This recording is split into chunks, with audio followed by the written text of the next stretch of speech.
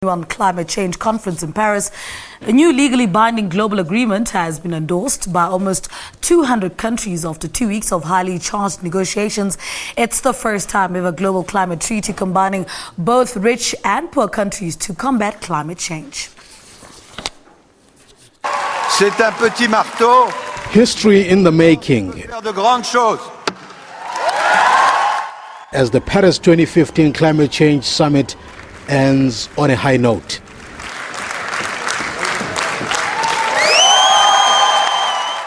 It has signed a historic legal binding international agreement to reduce carbon emissions,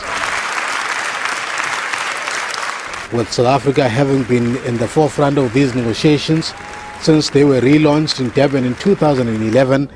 It was the first to accept the agreement. The agreement is balanced and the best that we can get at this historic moment.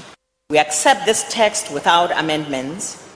The key pillars of the deal include a 2 degrees Celsius cap in rising global temperatures, $100 billion a year of financial assistance to developing nations to mitigate the impact of climate change beyond 2020, as well as a 5-year cycle of reviewing progress in cutting greenhouse gas emissions.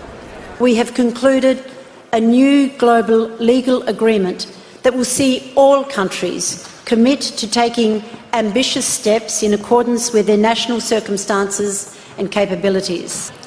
This is your success.